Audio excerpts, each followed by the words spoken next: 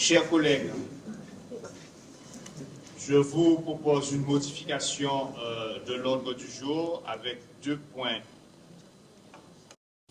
au bordereau. Le premier point qui est la convention cadre d'adhésion aux missions facultatives du Centre de gestion de la fonction publique territoriale de Guadeloupe, qui serait le point 7, et le point 8, qui serait la présentation de l'avancement du programme Petite Ville de demain, sachant que le point 8, il n'y a pas de vote, c'est juste une présentation.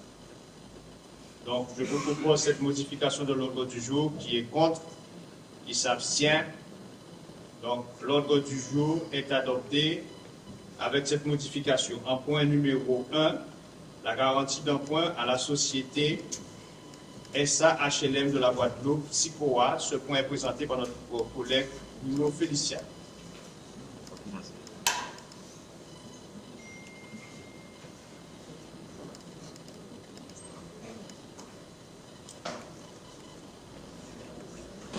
Merci, Président.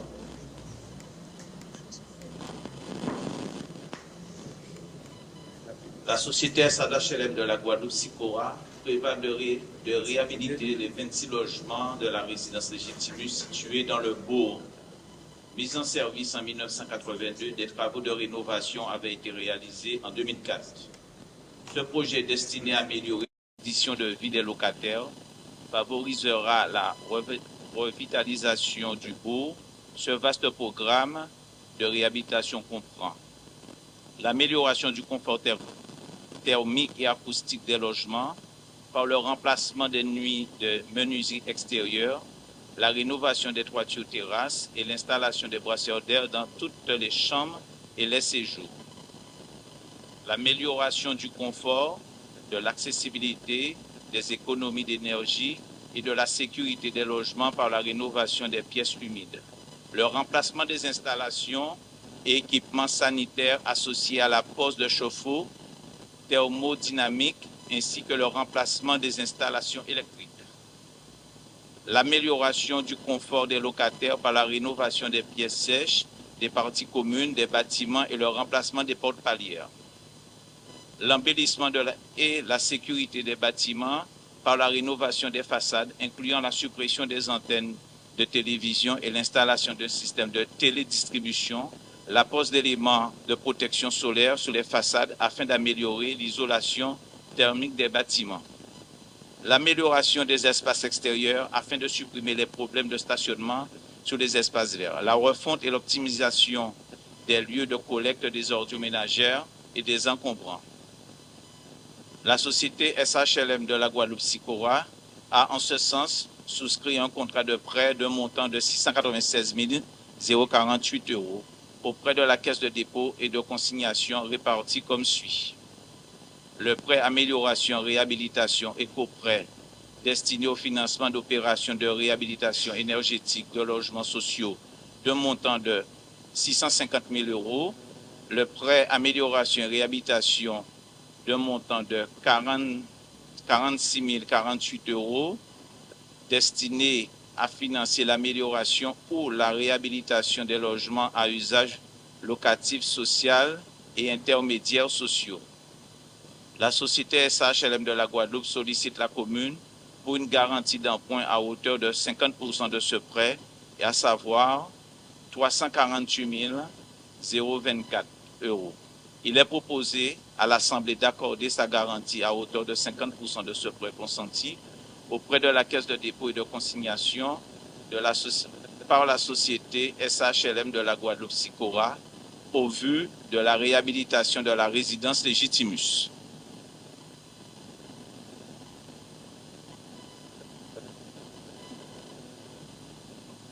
Donc, suite à la présentation de notre collègue Bruno Félicien, nous avons parmi nous ce soir des invités, et un peu plus que d'habitude. Déjà la SICOA, que je remercie, qui est présente. Nous avons le CIMEG aussi comme invité, qui est aussi présent à travers, bien sûr, une belle délégation et son président. Et nous avons la CEMAG aussi, si je ne me trompe pas. voilà, qui est aussi présent voilà, à ce conseil municipal pour pouvoir effectivement, sur chaque dossier, nous faire donner des informations techniques sur les dossiers que nous présentons aujourd'hui au conseil municipal. Donc pour commencer, je vais demander aux représentants, aux personnes qui sont là, qui représentent SICOA, de se présenter, puis de prendre la parole et de nous faire leur présentation. Et après, on posera les questions.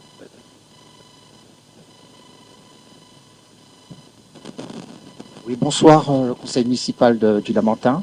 Bonsoir, monsieur le maire. Je suis monsieur Cognier, je suis représentant de SICOA, je suis le responsable du service travaux de SICOA. Et nous sommes venus vous présenter un projet que nous avons, qui va se réaliser cette année, qui est la réhabilitation lourde avec confortement parasismique de la résidence Légitimus, qui se trouve dans le bourg du Lamentin. Alors, c'est une opération qui a été effectivement réalisée en 80 et qui, aujourd'hui, n'est plus du tout à l'ordre du jour de tout ce qu'on peut attendre d'un logement et qui présente bien sûr aussi une certaine vulnérabilité au séisme en cas de très fort séisme. Donc, SICOA a décidé d'investir un budget d'environ 95 000 € par logement afin de réhabiliter les logements, que ce soit dans l'enveloppe du bâtiment, mais aussi à l'intérieur du bâtiment. Cette opération, elle bénéficie de quelque chose de tout à fait nouveau, c'est que nous allons faire labelliser en HQE, NF Habitat, avec l'organisme qui s'appelle CERCAL. On va faire labelliser cette opération, qui sera la première opération dans les DROM, y compris Réunion, qui sera labellisée en HQE. Alors, il y a des gens qui labellisent en NF Habitat, qui est un niveau inférieur. Le niveau HQE est un niveau supérieur. Donc, ce sera une opération, la première opération dans les DROM qui sera labellisée en HQE. Donc les habitants du Lamentin, des Lamentinois vont bénéficier d'un produit qui sera, pour moi, de bonne qualité, avec des qualités, que ce soit environnementales, des qualités thermiques, acoustiques, mais aussi des choses qui touchent à l'habitabilité, qui touchent aussi à tout ce qui est hygiène et sécurité, sur la gestion des déchets ménagers, sur la gestion aussi des espaces publics. Je vais laisser ma collègue, Saïna, qui va s'occuper, qui sera en charge de cette opération, vous présenter un petit film qui a été réalisé, ainsi que le développé rapide des travaux qui vont être réalisés.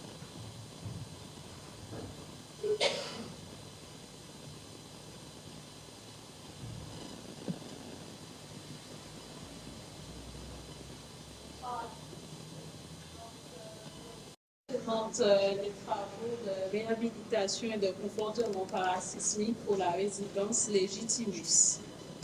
Donc, je ne vais pas rappeler la typologie ni le nombre de logements, ça a déjà été dit, ainsi que les travaux qui ont été réalisés en amont. Le programme de travaux va se développer sur différents axes. Donc, la rénovation de l'étanchéité, la rénovation des façades, les travaux d'isolement thermique, les travaux de confortement parasismique, la rénovation des halls d'entrée et parties communes, la rénovation des installations électriques dans tous les logements ainsi que les parties communes, la rénovation des pièces humides. Les pièces humides, ce sont les salles de bain et les cuisines. La rénovation des pièces sèches, donc c'est le séjour et les chambres. Et les travaux d'aménagement extérieur. Donc ici, vous avez la photo de la résidence dans l'état actuel. Là, c'est la localisation. Nous avons 4 bâtiments et nous allons créer un local ordure ménagère qui n'existe pas aujourd'hui. Là, vous avez les vues aériennes de la résidence avec les noms des bâtiments. Ici, on a un type de logement T3. À côté, là, nous avons différents équipements que nous allons aménager. Donc, on va poser des cabines entières à plaquer, donc il n'y a pas de démolition. Et cela permet aussi de gagner du temps en termes de travaux et ainsi de plus monopoliser la salle de bain des locataires, ce qui leur permet à une journée d'avoir une salle de bain finie. Ici aussi, là, c'est un plan de logement en T4, donc c'est à peu près la même chose en termes de travaux. Ici, nous avons la façade en l'état actuel et une fois rénovée, la façade ressemblera à ça. On aura des garde-corps en couleur. Et ici, on aura des murs en contreventement par rapport au confortement parasismique. Là, c'est la façade arrière. On voit les pignons et là, c'est le plan du local d'ordure ménagère. Donc ici, là, c'est une projection de la résidence à la fin des travaux. Je vais vous présenter un petit film qui a été réalisé pour le label HQE, Haute Qualité Environnementale.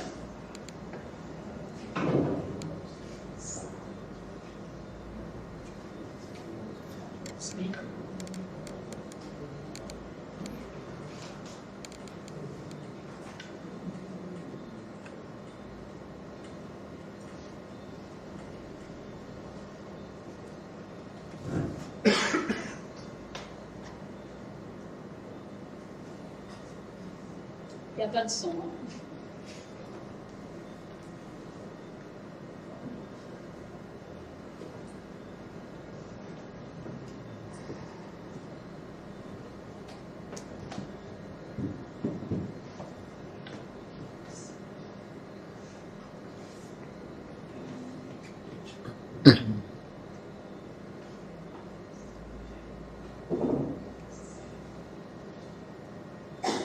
Déjà, la première étape, c'est le confortement. Donc, on va venir ajouter des voiles devant le bâtiment. Ensuite, on va les habiller avec du bardage pour que ça se fonde dans l'environnement actuel.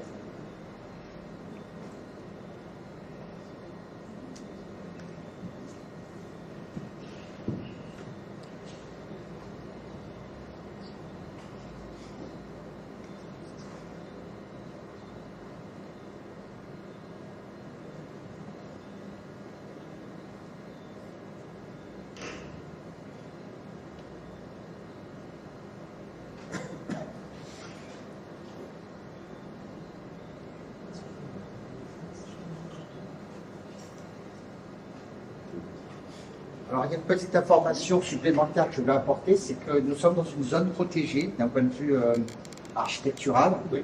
Alors, donc ça fait l'objet d'une déclaration préalable de travaux qui a été soumise au service technique de la ville du Lamentin. Nous avons rencontré l'architecte des bâtiments historiques qui a validé, qui a apporté des modifications en termes de couleurs, puisqu'il y a des œuvres d'art qui se trouvent dans le périmètre. Donc il a fallu qu'on s'accorde d'un point de vue une harmonie entre ce que nous allions faire et l'existant. Donc l'architecte des bâtiments historiques a apporté sa touche sur ce projet. Le projet a fait l'objet de plusieurs présentations avec vos services et qui a été validé. Voilà. Je tiens à remercier vos services qui nous ont accompagnés sur ce projet. C'est bon. Chers collègues, le projet a été exposé, a été présenté avec les questions. Je peux y aller, vas-y. Alors, bonsoir tout le monde. Donc, il y a beaucoup de...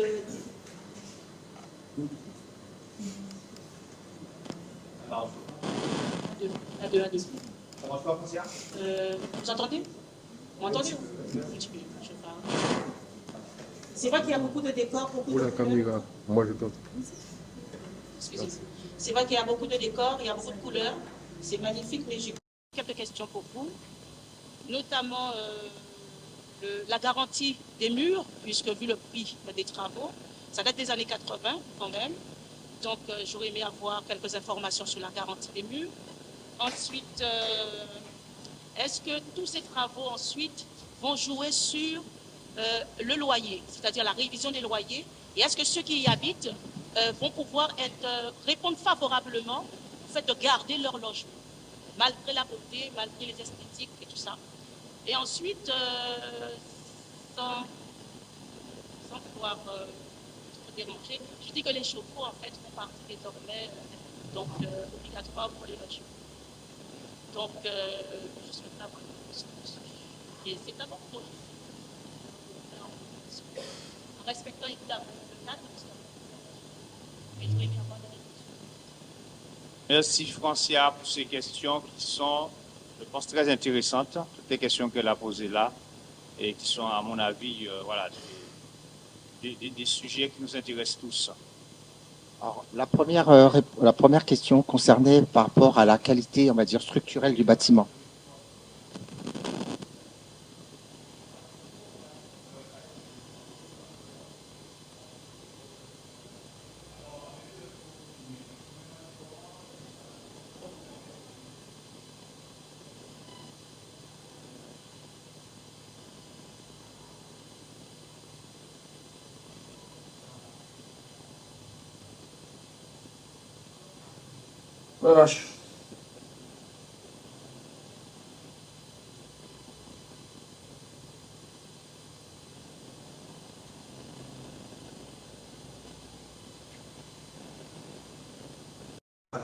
Amiante dans les logements, on a décidé de faire confortement par l'extérieur. L'extérieur, c'est-à-dire qu'on fait en sorte d'un exosquelette, un bâtiment, une sorte de sarcophage, qui permet à des murs qui vont être portés par des micropieux, parce qu'on va réaliser des micropieux sur lesquels on va faire monter des voiles qui vont venir en contreventement des voiles existants. Donc c'est un projet, aujourd'hui beaucoup de bailleurs, la CIP principalement, et SICOA réalisent des travaux de ce type-là.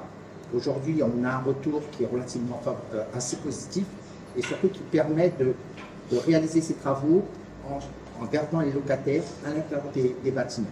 Donc, je peux vous assurer qu'on aura un bâtiment qui pourra résister à un séisme de forte capacité à partir du moment que les travaux auront été réalisés.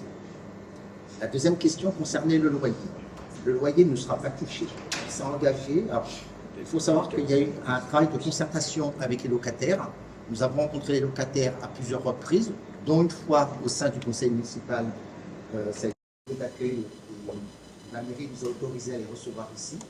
Et les locataires sont parfaitement au courant. En fait, on présente le projet, mais eux, ils ont évidemment la déclinaison du projet auquel ils adhèrent et pour lequel on leur a annoncé de manière formelle, par écrit, qu'il n'y aurait pas d'augmentation de loyer par rapport à ces travaux. Alors, je rappelle que l'investissement est de 95 000 € par logement. Vous faites le calcul par l'indice, vous verrez combien ça fait. 4 270. Là, c'est le prix de l'opération concernant la réhabilitation confortement par assise. Et pour les couleurs, dont vous avez parlé, nous avons respecté la charte qui nous a été imposée par la ville de Clermont. Merci. Y a-t-il d'autres questions, collègues? Oui, collègue Yamas de la Jazzy, sur la parole. Bien, Président. Vous avez parlé d'embellissement. Les immeubles ont chacun des noms de fleurs. Hibiscus, bougainvillier. Est-ce qu'on pourrait voir des hibiscus autour du bâtiment de l'immeuble hibiscus et des bougainvilliers autour de l'immeuble bougainvillier? C'est ma question. Alors, il est prévu un aménagement paysager avec des plantations. Alors, les hibiscus, c'est très bien. Les bougainvilliers, c'est un peu invasif et ça demande beaucoup d'entretien. Donc, pour les bougainvilliers, je ne suis pas très sûr. Pour les hibiscus, c'est tout à fait possible. Alors, on a un architecte qui n'est pas présent aujourd'hui, qui aurait pu vous présenter le parti paysager qui a été retenu. La partie qui intéressait surtout les locataires, c'était deux choses. C'était les parkings. Nous rajoutons 4 places de parking supplémentaires. Il y a une insuffisance de places de parking sur cette opération. Il y en a une vingtaine, je crois, aujourd'hui. On en rajoute 4. Alors, c'est pas beaucoup, mais il y a 26 logements. On pense que c'est à peu près ce que représente le potentiel automobile sur cette résidence. Pour la deuxième chose, c'était les ordures ménagères. Aujourd'hui, les ordures ménagères ne sont pas bien gérées. Vous avez, paraît-il, tous les gens du Lamentin, c'est ce que nous disent les locataires, que tous les Lamentins viennent jeter leurs ordures chez eux. Donc, nous, on prévoit un local vide ordures dans lequel il y aura déjà des bacs qui permettront de faire du tri sélectif, d'une part. Mais en plus de ça, ce qui est très important, ce sont des locaux qui seront fermés à clé. Donc seuls les locataires de la résidence Légitimus auront les clés de ces locaux. Donc on n'aura plus des déchets venant de d'autres résidences ou de d'autres riverains de la résidence. Concernant les plantes, moi je pense que je serais prêt à vous présenter quels sont les types de plantes que nous allons faire, de fleurs. Les bougainvilliers, comme je vous ai dit, c'est quelque chose de très invasif, c'est très joli, mais ça demande beaucoup d'entretien. L'idée, c'est de ne pas augmenter les charges non plus des locataires, puisque vous savez que quand vous avez de l'entretien d'espaces verts, ce sont des charges qui sont répercutables sur les charges des locataires. Donc aujourd'hui, on essaie surtout de trouver des systèmes qui sont peu coûteux à l'entretien.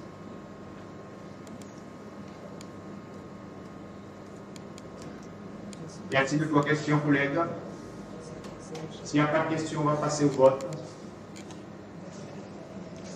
Il s'agit de voter la garantie d'emprunt à la société SAHLM de la Guadeloupe pour permettre bien sûr la réalisation de cette opération. Qui est contre? Qui s'abstient? Adopté donc à l'unanimité, si je ne me trompe pas. Merci, chers collègues. Le point numéro 2, c'est la délibération réitérant la garantie d'emprunt de la commune de Lamentin à la CEMAG suite au réaménagement de l'encours de la dette de la CEMAG auprès de la Caisse des dépôts et consignations et de la Banque des territoires. C'est notre collègue Rodrigue Moulin qui nous en fait la présentation. Rodrigue, tu as la parole. Je remercie bien sûr tous les représentants de la SICOA ici et bien sûr, voilà. Merci pour votre présentation et puis à la prochaine, à très bientôt. Merci, Président. Bonsoir. La commune de Lamentin est actionnaire de la CEMAG, société anonyme au capital de 26 490 940 €, dans le cadre de ses orientations stratégiques visant notamment à optimiser sa gestion pour assurer le renforcement de ses marges de manœuvre. La CEMAG a engagé des négociations avec la Caisse des dépôts et consignations, Banque des territoires, en vue d'un réaménagement d'une partie de son encours auprès de cet établissement.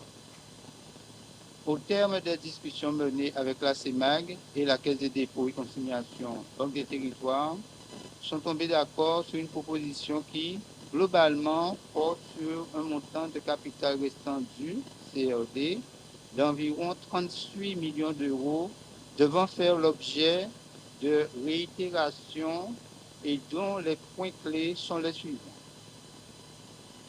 Baisse de la marge à 90 BPS, point de base, sur certaines lignes de prêt. Ajustement de la progressivité sur d'autres, différé d'amortissement de 3 ans pour certains produits. L'impact de cette opération se traduit par un gain global à court terme de trésorerie de 2,5 millions d'euros sur 5 ans, tout en permettant un gain modéré en termes de charges financières, 287 000 sur la durée de l'emprunt. Comme suite à cet accord, 5 garanties de collectivité doivent être réitérées, dont celle de la commune de Lamentin, qui porte sur un montant de ligne de crédit de 17 117 030 €21. Il a donc demandé au conseil municipal de bien vouloir renouveler la garantie d'emprunt octroyée à la commune de Lamentin aux lignes d'emprunt déclinées en annexe, objet du réaménagement précité. Le maire vous demande d'en délibérer. Nous avons avec nous, bien sûr, les invités, les représentants de la CEMAG.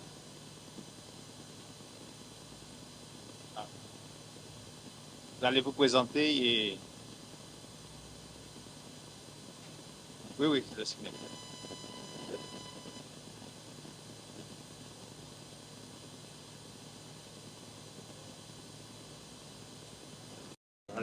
Et qui n'a pas pu venir ce soir.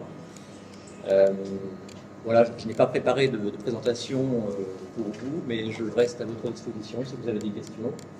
Effectivement, il s'agit d'un réaménagement de dette qui est à l'origine une proposition que nous a faite la Caisse des dépôts et consignations, avec qui nous sommes en partenariat étroit, puisque la Caisse des dépôts et consignations finance 80% de nos emprunts à l'heure actuelle.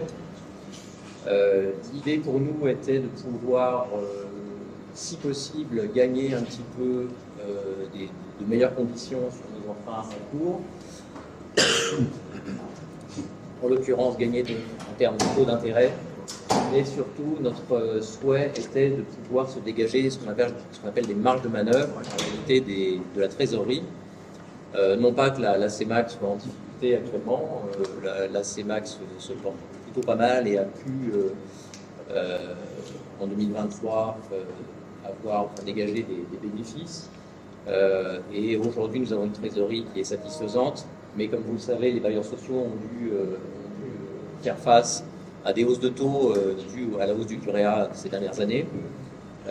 Donc le but était, dans le cadre de notre plan à moyen terme et de notre plan stratégique de patrimoine, de pouvoir se dégager de la trésorerie et garder un certain confort, on va dire, pour ne pas avoir à la dernière minute à prendre des décisions qui peuvent être difficiles. Il s'agit donc effectivement pour nous de réaménager un encours d'une centaine d'emprunts au total, pour lesquels plusieurs communes et la région ou le département sont garants. En ce qui concerne effectivement votre commune, cela concerne un encours aujourd'hui de 17 millions d'euros, pour lesquels il n'y a pas de modification, je dirais, de votre engagement, puisque au final, les garanties couvrent le même montant de capital.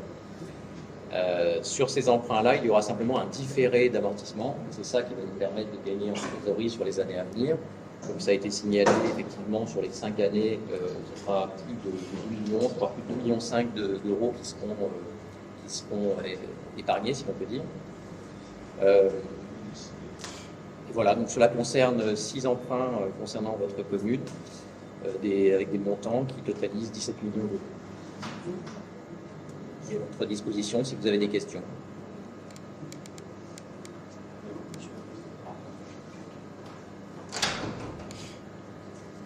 Merci pour la présentation. Avez-vous des questions, chers collègues?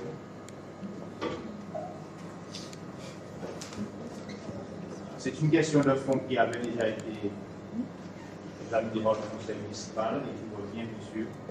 Donc, s'il n'y a pas de question, je vais passer au vote. Qui est contre? Qui s'abstient? Adopté à l'unanimité. Bien, merci. Et puis, vous direz, bien sûr, à Monsieur le Président, à la direction, à la CEMAC, ça s'est bien passé. Merci.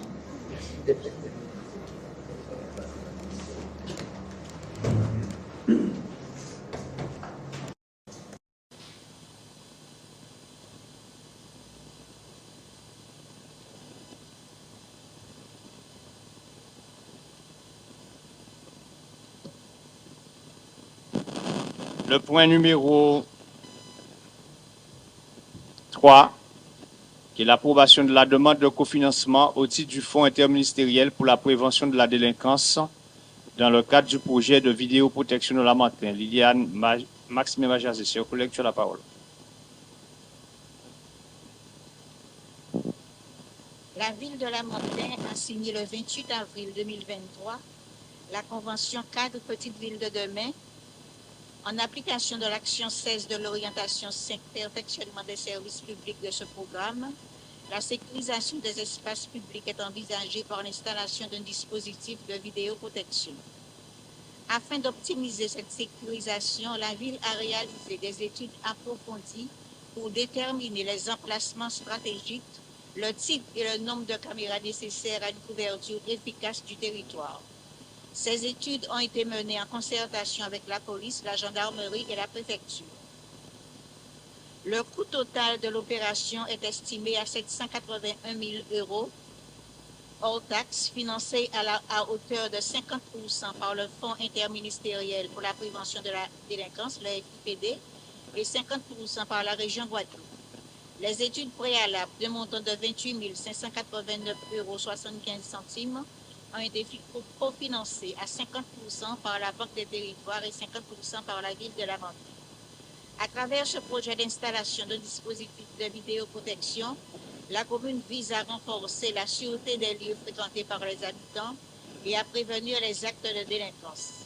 Ce projet s'inscrit dans une démarche globale d'amélioration des services municipaux en collaboration avec les forces de l'ordre et les autorités compétentes afin d'assurer un cadre de vie plus serein et sécurisé pour tous. Dans ce cadre, le dépôt de la demande de cofinancement au titre du Fonds interministériel pour la prévention de la délinquance requiert une délibération du conseil municipal afin d'autoriser la démarche. Dans cette perspective, le maire propose de solliciter une demande de cofinancement au titre du Fonds interministériel pour la prévention de la délinquance pour la mise en œuvre du projet de la vidéoprotection. Le maire vous demande de délibérer. Est-ce qu'il y a des questions, s'il vous plaît? Oui, vas-y, je vous laisse la parole. Oui, la vidéosurveillance, mais en fait, c'est pas vraiment détaillé. Quoi comme vidéosurveillance? Dans quel lieu? Est-ce qu'on a encore les informations déjà établies, un plan? Ça sera établi dans combien de temps, compte tenu de la montée, effectivement, de la délinquance, pas uniquement où la montée, mais en Guadeloupe en général? Est-ce qu'on peut prévoir déjà sur quelle période ça sera installé? Est-ce que c'est une prévision? Qu'est-ce qu'il en est réellement? Est-ce que M. Powell, est-ce que tu es au courant du dossier? Voilà, M. Powell pourra avancer quelques éléments de réponse. Placement des caméras. Donc,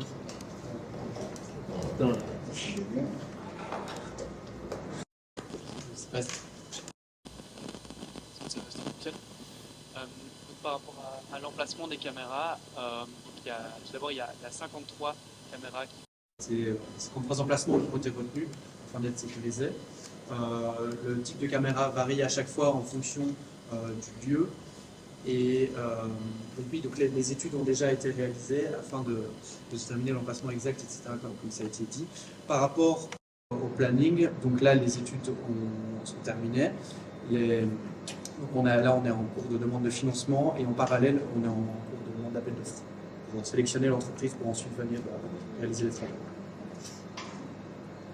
Je sais pas si vous avez des questions. Il y a des questions, collègues?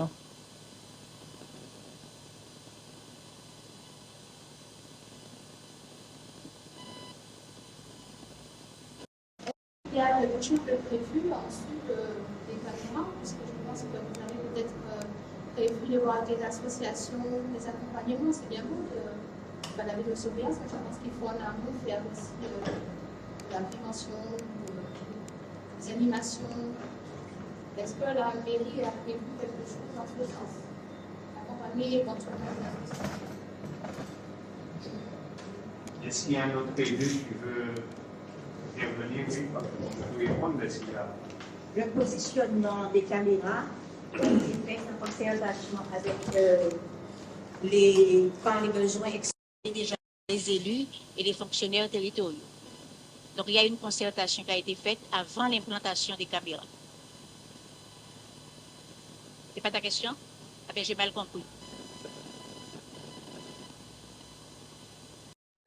De concerter les associations, les animateurs de quartier, parce que là on parle de surveillance, mais qu'est-ce qui est fait pour que les jeunes puissent avoir autre chose à faire que de passer s'amener à des choses qui sont pensées. D'accord, ta question est un peu plus large, collègue. Je pense que tu poses la question de la prévention contre la délinquance, c'est bien ça?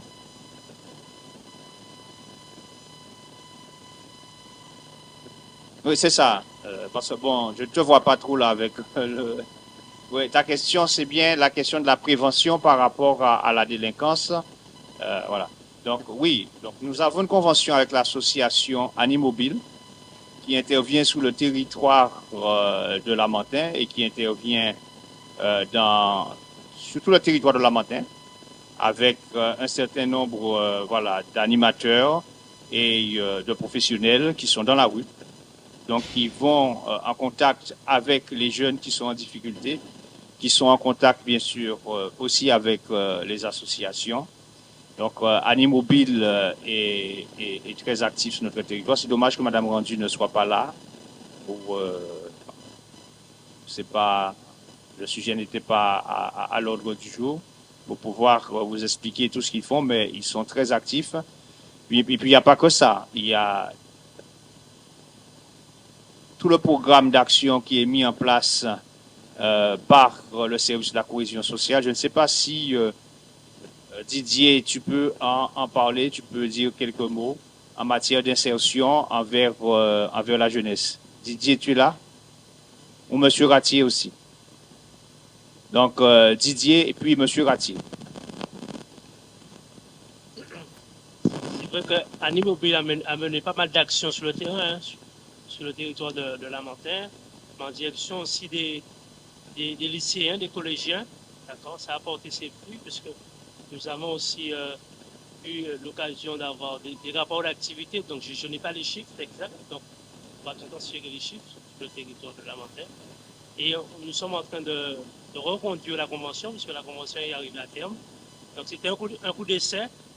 Donc, très prochainement, la convention sera à l'ordre du jour du conseil municipal.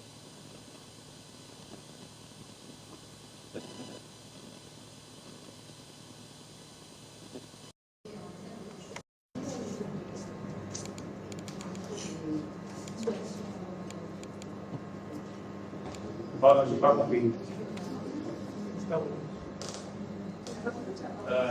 Pose une question, s'il te plaît. J'aimerais savoir si ça a vraiment porté ses fruits, puisqu'il semblerait que les actes soient crescendo. Alors, mis à part Animobile, qu'est-ce qu'il y a d'autre de prévu? Est-ce qu'il y a un accompagnement des associations? Je m'excuse, ça fait un petit moment que je ne suis pas venue au conseil municipal. Pas parce que je ne veux pas, mais parce que je n'avais pas de convocation. Il faut que les choses soient bien claires. Non, parce que tu n'avais pas reçu des convocations. Je ne recevais pas. Voilà, des convocations. Oui, monsieur Azar. Oui, en matière de temps d'état,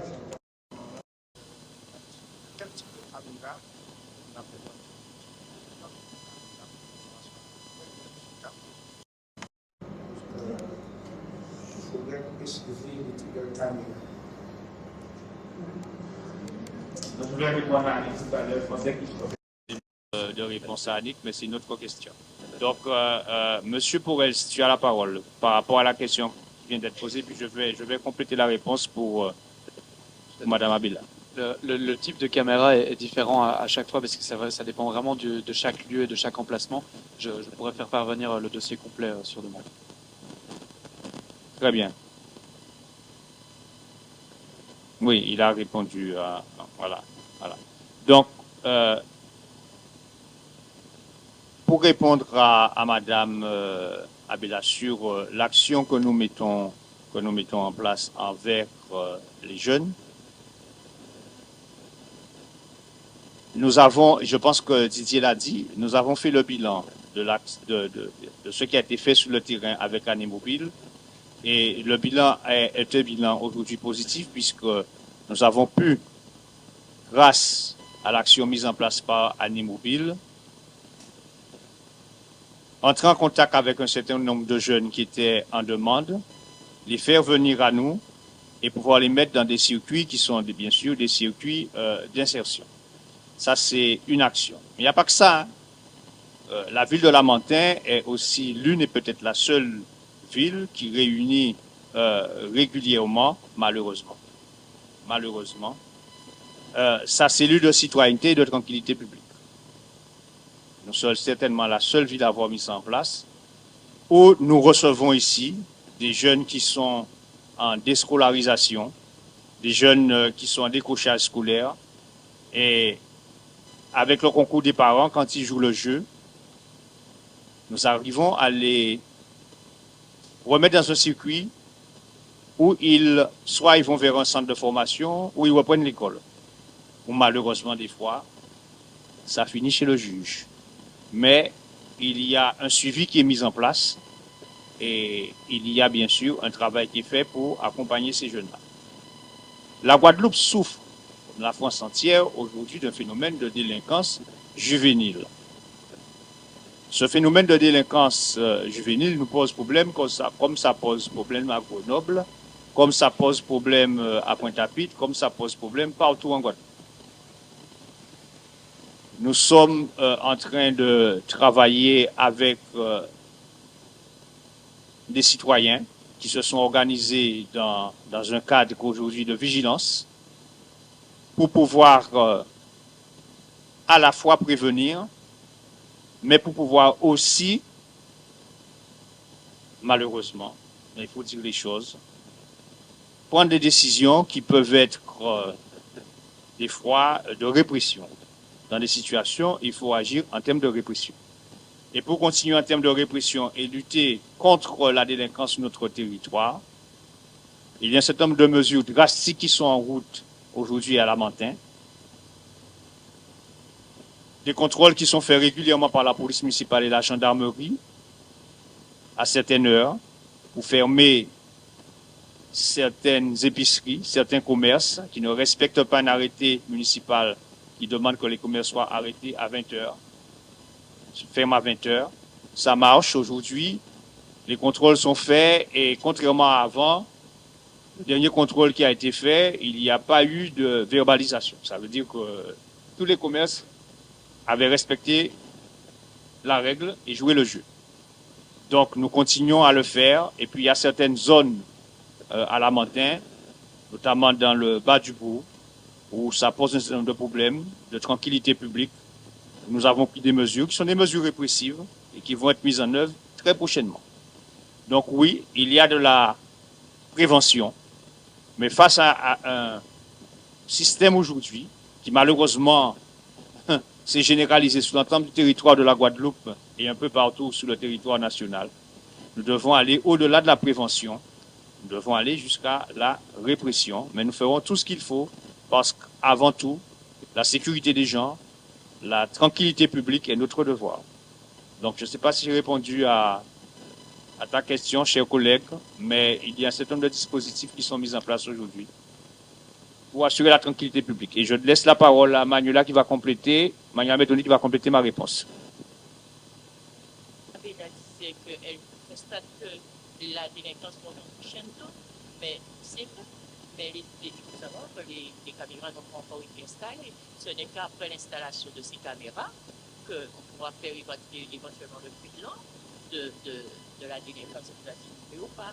Mais c'est vrai que ça monte en uniquement la montagne. On est sûr que le fait de poser des caméras, est-ce que ça atténue effectivement les... On est sûr de rien, mais ça va quand même. Oui, ça peut dissuader, mais c'est qu'après ça, on va faire un bilan. On va faire le bilan après.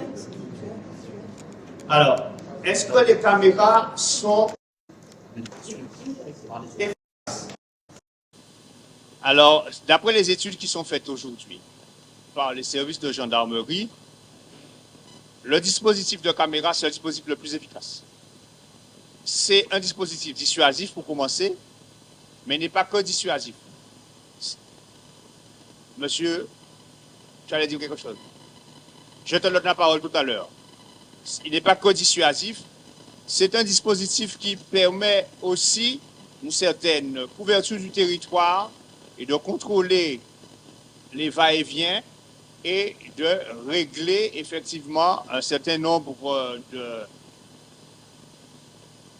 je pourrais dire, de méfaits, de trouver, de régler un certain nombre d'enquêtes, de faire aboutir des enquêtes et de trouver les acteurs.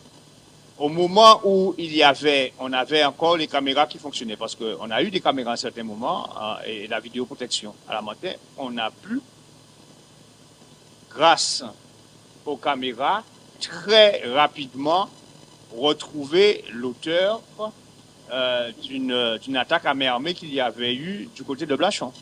Ça, c'est grâce à la caméra. Et on sait très bien que les caméras, ce sont des moyens pour faciliter les enquêtes mises en place par la gendarmerie et que les caméras aussi permettent effectivement de faire en sorte que les délinquants reculent.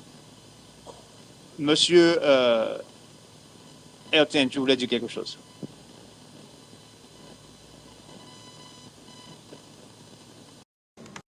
surveillance, ça participe à la protection. Donc, les regroupements intempestifs de jeunes du territoire, bien qui sortent d'ailleurs, ça permet de prévenir un certain nombre de méfaits qui risquent de s'opposer sur le territoire. Donc ça sert à cela aussi, en amont et après. C'est tout. On va faire un débat non plus, mais je pense que quand même, bon, les caméras sont utiles, c'est vrai. Je pense que c'est plus pour la suite des enquêtes.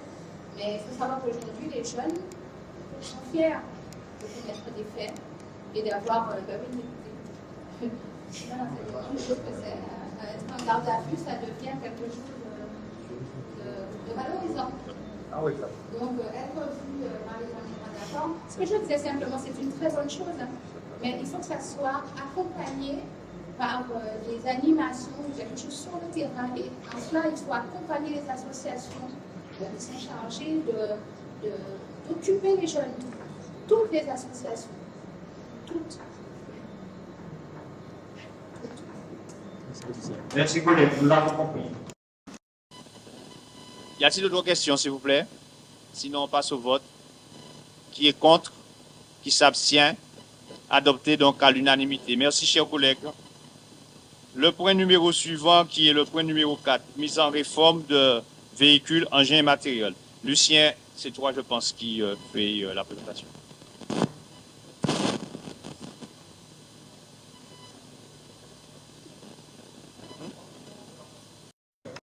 L2221-1 du Code général de la propriété des personnes publiques et le L2122-21 du Code général des collectivités territoriales, l'état de vétusté de certains véhicules, engins et matériels de service de la ville de Lamentin conduit à proposer leur réforme, leur réforme et leur cession. Dans la position, je vous propose de bien vouloir prononcer leur mise à la réforme et autoriser le maire donc à faire procéder à leur destruction ou à leur vente en l'état. La présente proposition de réforme a été élaborée en appliquant les critères en vigueur énumérés ci-dessous. Premier critère par défaut, âge et kilométrage, et le deuxième critère, dérogatoire, c'est-à-dire état mécanique ou carrosserie. Certains véhicules et engins d'un âge ou d'un kilométrage inférieur peuvent être malgré tout proposés à la réforme lorsqu'une expertise effectuée au sein de l'atelier mécanique met en évidence leur mauvais état ou vétusté significatif de leur mécanique et de leur carrosserie.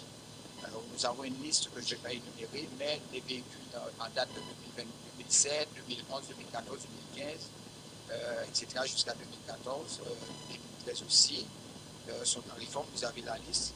Une fois réformés, ces véhicules et engins seront cédés selon la procédure suivante. Premièrement, les véhicules et engins seront vendus aux enchères par un commissaire-priseur ayant conclu un contrat avec la collectivité.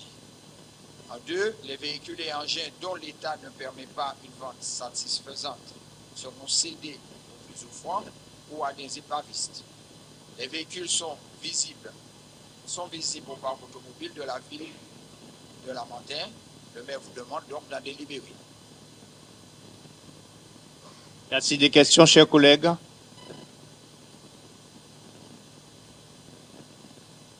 Oui, Président, vu le nombre de voitures mises aux enchères, d'une part, les services des voitures seront vite remplacés, les services ne seront pas pénalisés, d'une part, et d'autre part, au plus souvent, comment saura-t-on que les voitures sont disponibles pour la principale note et qu'il y aura une trace. Monsieur Ertin va te répondre, cher collègue. Comme il est dit dans la prochaine délibération, ça va se faire par un commissaire-priseur. Donc, ça sera tout organisé aux enchères, donc ce sera public. La vente ne peut être que publique.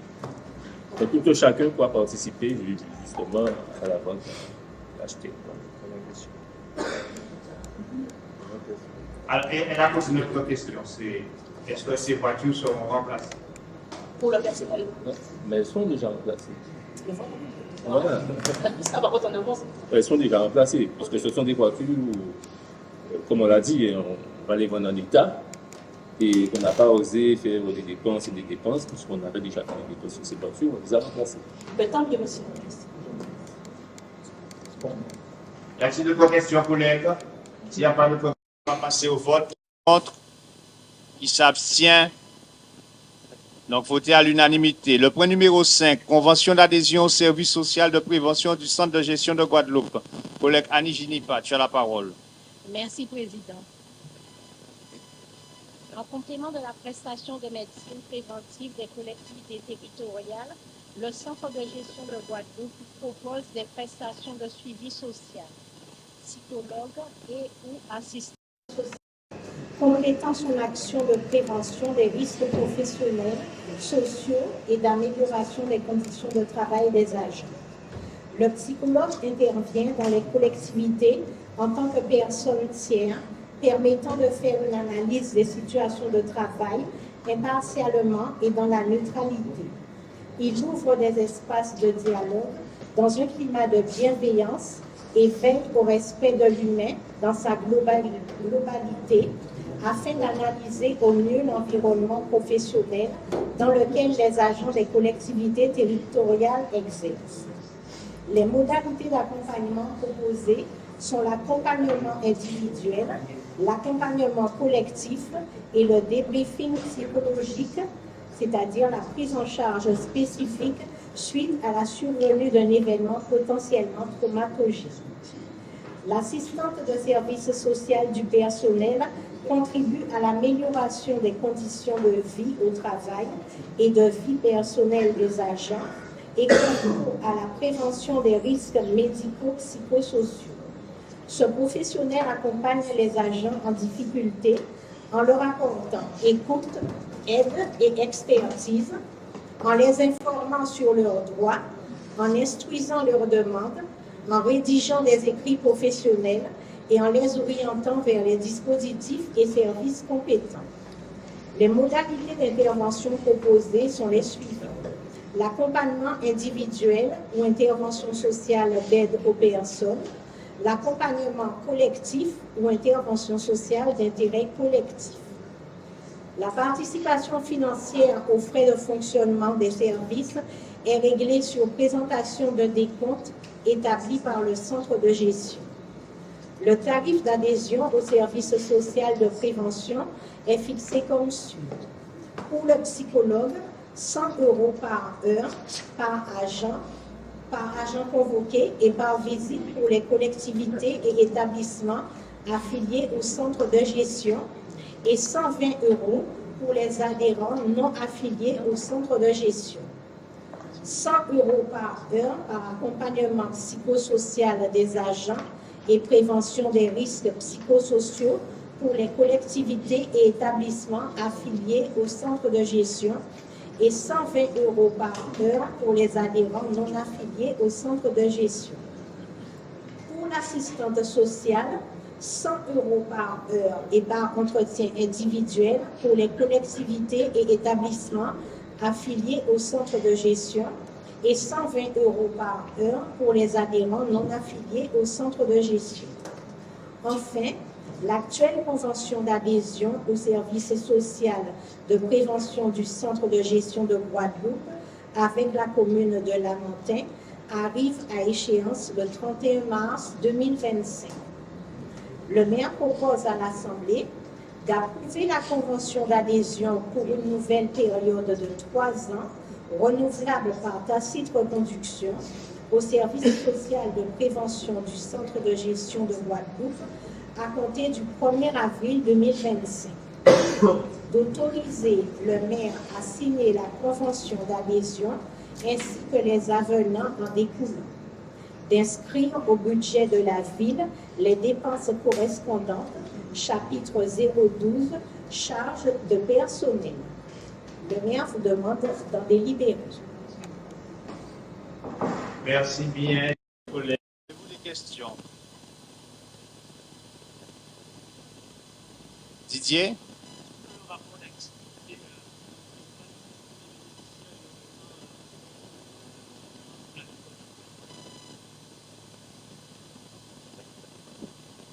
Monsieur Guillou, tu peux répondre à la question?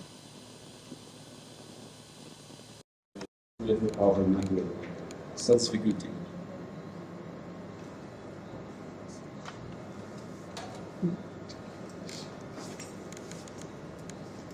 Y a-t-il d'autres questions, collègues? Il n'y a pas d'autres questions. S'il n'y a pas de questions, on passe au vote qui est contre, qui s'abstient. Donc, adopté à l'unanimité. Point numéro 6. Convention d'adhésion au service de médecine de prévention du centre de gestion de Guadeloupe. Votre collègue Jacqueline Belfort, vous avez la parole. Merci, Président. Le maire rappelle que les collectivités et établissements publics doivent disposer pour leurs agents, fonctionnaires, stagiaires et non titulaires d'un service de médecine préventive.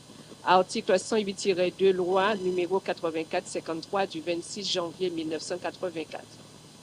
Afin de se conformer à cette obligation, la collectivité de la Montagne doit renouveler son adhésion au service de médecine de prévention du Centre de gestion de Guadeloupe à compter du 1er avril 2025.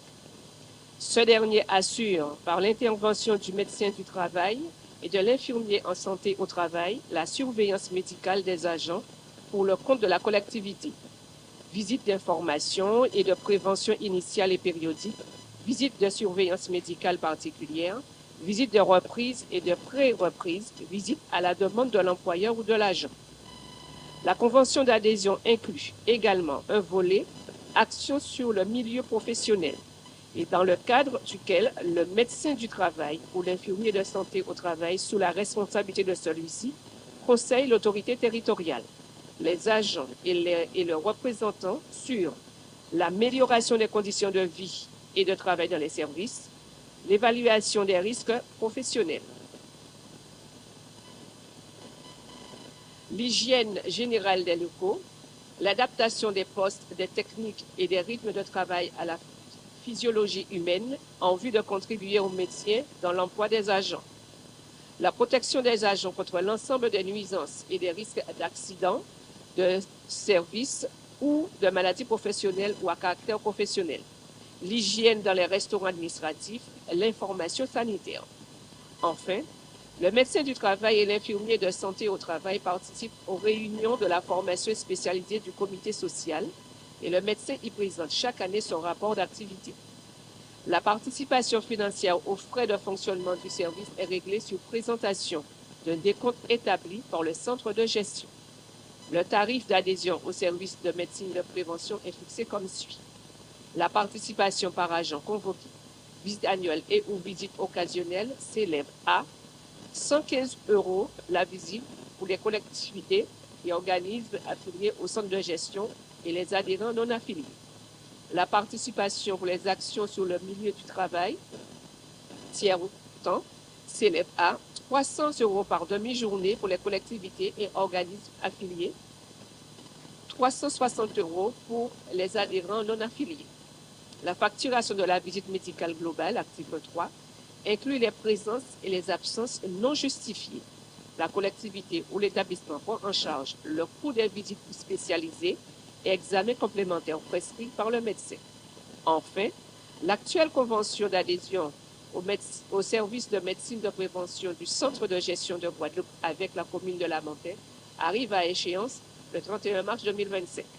Aussi, le maire propose à l'Assemblée d'approuver la convention d'adhésion pour une nouvelle période de 3 ans, renouvelable par tacite reconduction au service de médecine de prévention du Centre de gestion de Guadeloupe à compter du 1er avril 2025, d'autoriser le maire à signer la convention d'adhésion ainsi que les avenants en découlant, d'inscrire au budget de la ville les dépenses correspondantes, chapitre 12, charges de personnel.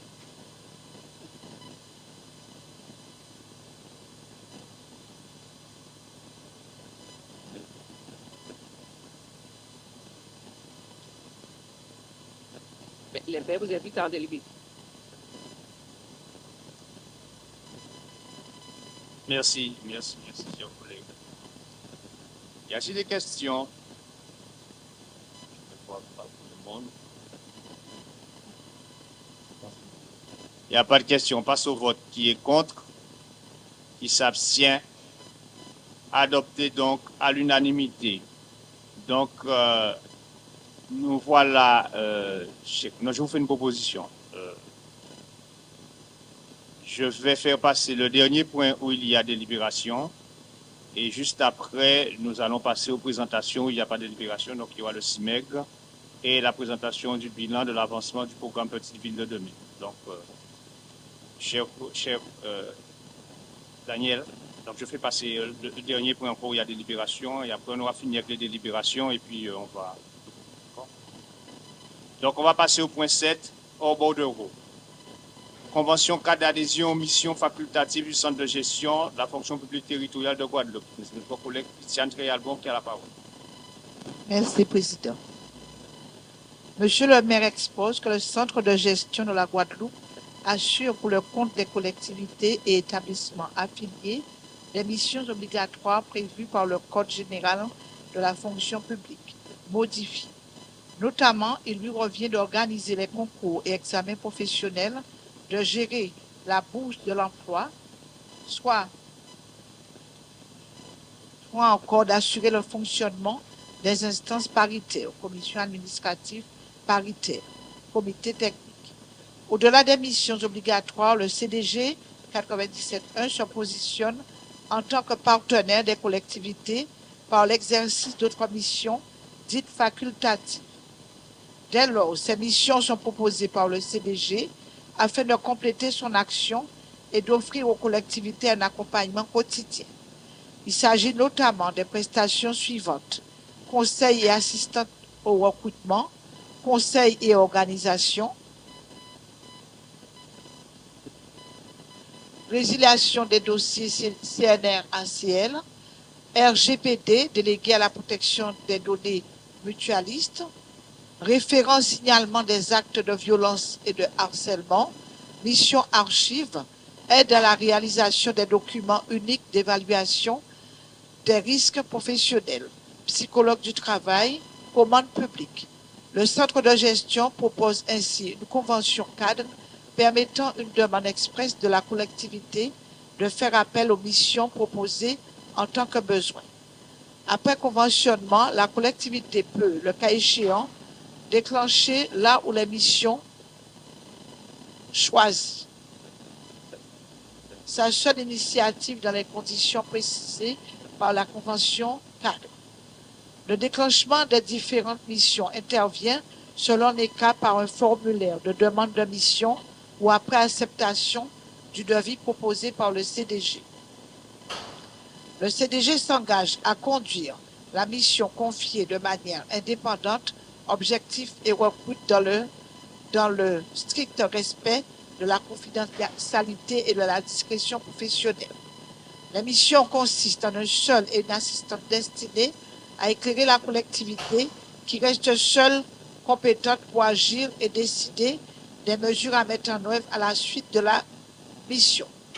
Enfin, il est nécessaire de mettre en place la convention cadre d'adhésion aux missions facultatives du centre de gestion de Guadeloupe au sein de la commune de Lamentin.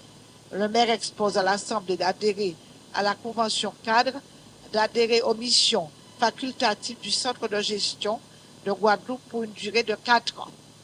Le conseil municipal, après avoir entendu l'exposé, doit délibérer. Je vous remercie. Je m'excuse parce que le bruit m'a un peu dérangé. Chers collègues, avez-vous des questions, s'il vous plaît?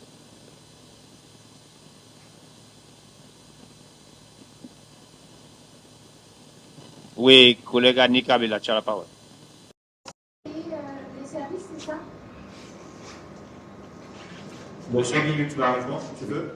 Alors, il s'agit de l'appui technique aussi difficile, comme par exemple dans certaines retraites, où le centre de gestion peut remonter plus loin que nous et nous aider dans cette tâche. C'est vraiment occasionnel, c'est rare. Donc, techniquement, vous ne pouvez pas le faire. Techniquement, on peut le faire, mais il y a des nouvelles qui sont beaucoup plus compliquées qu'on ne le pensait. Mais c'est très rare. Hein. Il y a moyen de dormir ou de partir en formation? Non, c'est vraiment une question. C'est vraiment une question d'historique de la carrière de l'agent. Et le centre de gestion qui a l'antériorité de la carrière de l'agent peut par exemple monter et donner les informations qui sont nécessaires. Mais ça, c'est une nouvelle convention. On travaille avec le centre de gestion sans avoir cette convention, mais maintenant, ils font ça pour toutes les collectivités. Donc, dès qu'on les interroge pour un cas, ben, il vous met dans le dispositif les facturations, etc. Donc on ne le fait pas tout le temps, hein, mais c'est une possibilité qu'on a.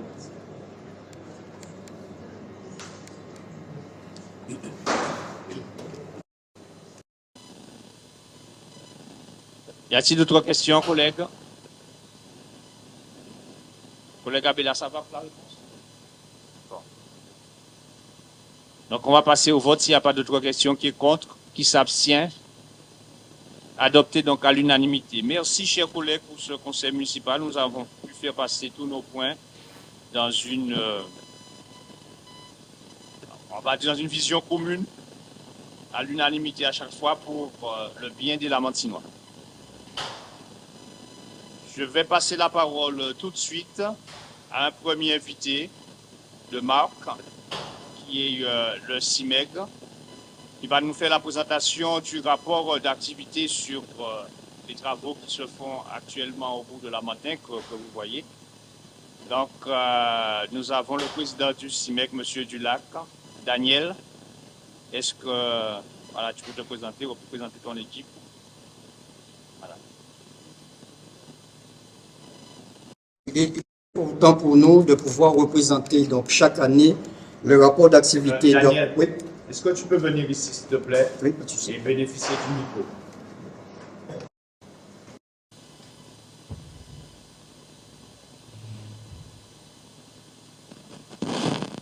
Je disais donc bonsoir à tous. Il est important pour nous, le CIMEG, de venir chaque année présenter au sein du conseil municipal des communes membres le rapport d'activité. Donc c'est un document d'information qui retrace donc à la fois les activités financières et les activités techniques donc du syndicat dans tous les communes membres, dont le Lamentin, donc c'est le Lamentin, monsieur, c'est ça?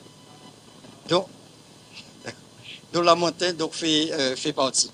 Donc nous allons présenter donc ce rapport d'activité en deux parties. Donc une première partie qui sera donc présentée donc par mon directeur de services techniques, monsieur Francis Dimitri, et madame Vanessa Detlo, qui est donc en charge de tout ce qui est communication au niveau du CIMEG.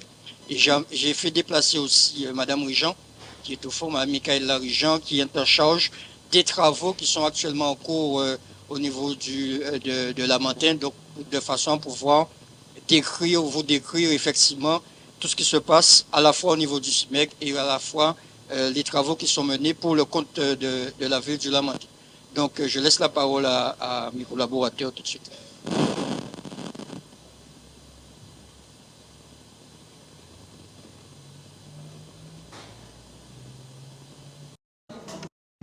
C'est pour la télévision. Donc essayez de profiter du micro qui est juste devant vous.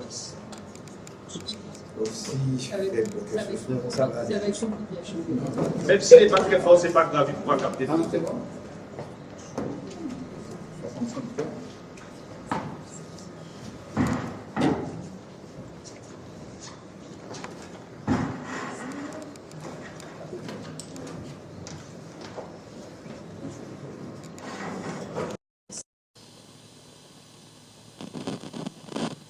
Bonsoir à tous. Donc nous allons, comme vient de le mentionner le président, nous allons vous présenter le rapport d'activité en deux temps. Un premier temps où on va balayer rapidement le rapport d'activité générale du syndicat, et un deuxième temps où on va vous faire une présentation des travaux réalisés au Lamentin. À Lamentin, pardon.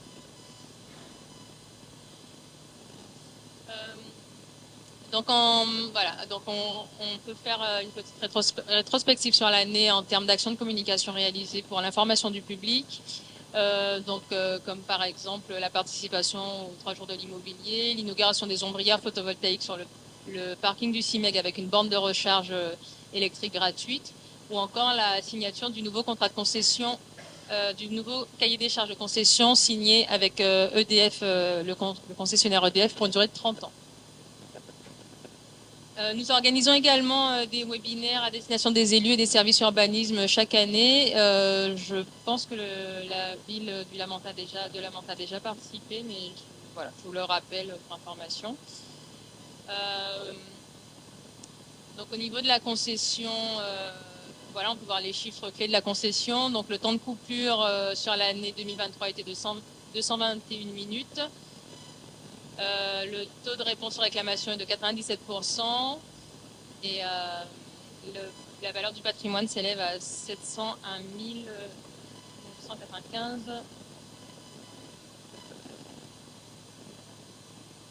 En 2023, nous avons signé le cahier des charges de concession. Parmi les évolutions par rapport à l'ancien cahier des charges, donc on peut relever une évolution des redevances intégrant la valorisation de la durée des contrats, la répartition de la maîtrise d'ouvrage, un dispositif novateur en matière de programmation des investissements, une convention dédiée à la transition énergétique et la communication, une meilleure communication des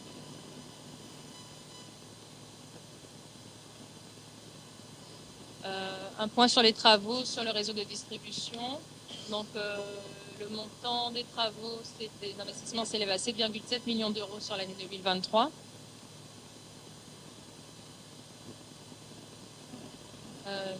Voilà, en termes de transition énergétique, nous avons installé des ombrières photovoltaïques sur le parking du CIMEC qui alimentent le bâtiment en électricité, donc pour une autonomie énergétique du bâtiment, et qui permet également l'alimentation d'une borne de recharge pour véhicules électriques mise à disposition gratuitement pour le public. Un point sur la rénovation de l'éclairage public en 2023. Donc nous poursuivons la rénovation de l'éclairage public qui est déjà en cours qui a été réalisée, qui est en cours sur plusieurs communes. Et donc en 2023, nous avons démarré les travaux sur la ville. Voilà, donc pour les affaires financières, le montant des recettes s'élève à 66 millions d'euros et le montant des dépenses à 63 millions.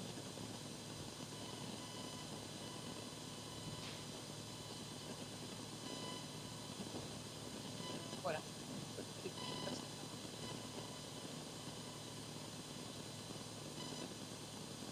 Je vous remercie. Je passe la parole à mon collègue Dimitri Francis, qui est directeur du service technique. Oui, bonsoir à tous. Donc on va passer sur les opérations menées sur le territoire de la commune. Pas trop près. Un petit peu. Donc en termes de travaux, il faut savoir que le syndicat est compétent dans l'extension du réseau de distribution de l'électricité, dans les renforcements de réseau, dans l'enfouissement ainsi que la sécurisation des réseaux. Donc, sur 2022-2024, nous avons réalisé des travaux de raccordement que vous voyez là qui sont définis à Roussel, Chartreux, à Crâne pour 354 000 euros avec une prise en charge des pétitionnaires de l'ordre de 218 et du syndicat de l'ordre de 145. On a poursuivi ces travaux-là par une série encore de raccordements collectifs pour un total de 494 000 euros, un peu moins de 500 000 euros, avec là aussi prise en charge du pétitionnaire 296 et un peu moins de 200 000 euros pour le syndicat. On poursuit aussi avec des travaux de renforcement du côté de Chartreux, de Jéromillac, pour un montant total de 488 000 euros. Donc là, il s'agit pour nous de créer de nouveaux postes de transformation au niveau du réseau de distribution pour le renforcer et pour permettre la bonne alimentation en matière de qualité de l'énergie délivrée aux clients. Sur l'opération d'enfouissement, donc le syndicat mène aujourd'hui avec la commune, la coopération de la commune, des services communaux, une opération d'enfouissement à l'entrée du centre-ville. Donc vous voyez quelques photos. Donc cette opération, c'est la seconde tranche. La première tranche concerne la route, la voie qui mène à la mairie. Et la première tranche, c'est la route du pont, enfin la route de l'entrée de la ville, où on est aujourd'hui au stade de terminer les travaux, ce qu'on appelle les travaux de génie civil. Donc le gros, ce qui est un peu le plus perturbant, qui nécessite de bien maîtriser la circulation notamment. Donc aujourd'hui, on est à la fin, on est à l'entrée du bourg. Donc, vous voyez le planning, c'était le planning qui avait déjà été présenté. Donc, on est dans les cordes et on prévoit une fin de chantier réel vers septembre 2025. Donc, voilà quelques photos de réalisation en cours. Et les principales dates au niveau des tranches de travaux avec, comme on disait, une arrivée vers septembre-octobre de cette année. Le coût de cette opération, il est estimé pour l'instant à 554 000 € pour une durée de travaux de 10 mois. Donc on a commencé l'année dernière et on devrait terminer cette année sur un linéaire de câble déposé de pratiquement 2 km, un renforcement aussi de l'éclairage public, des réseaux d'éclairage public, un déploiement de réseaux en souterrain d'1 km et un nombre de clients sécurisés par cet enfouissement des réseaux au total de 62.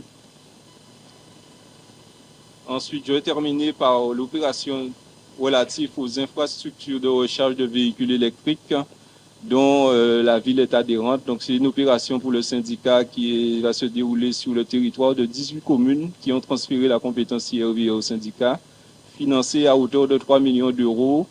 Il s'agit pour nous d'installer 120 stations de recharge sur tout le territoire afin d'assurer un maillage territorial au niveau des bornes de recharge de véhicules électriques.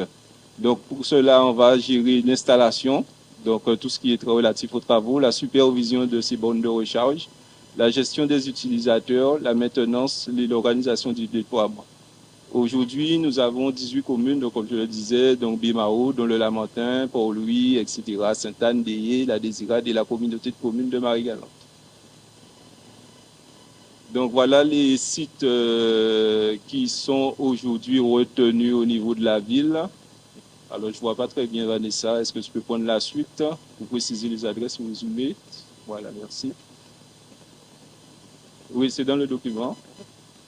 Donc il y a au centre-ville évidemment, au niveau du Ciné-Théâtre, donc justement avec une inauguration du premier site réalisé par le syndicat. Donc c'est jeudi matin, c'est à 10h je crois, inauguration du premier site du syndicat au niveau du territoire, au niveau de la Guadeloupe. Ensuite il y a le parc de la Verdure, la baie de Blachon, le groupe scolaire de Caillou et l'école maternelle de Pierre-Blanche. Donc ce classement est lié surtout par rapport à la difficulté du raccordement. Donc du raccordement simple, c'est-à-dire que le réseau électrique est à disposition. Donc on ne nécessite pas de travaux supplémentaires et des travaux complexes où là le réseau électrique n'est pas à disposition et là il faut réaliser des travaux. Voilà, donc je vous présente quand même pour information, bon, elle aurait pu se présenter elle-même, Madame Régent, qui est ma collaboratrice, qui est en charge justement de l'enfouissement des réseaux et de l'opération d'enfouissement qui se situe au Lamentin.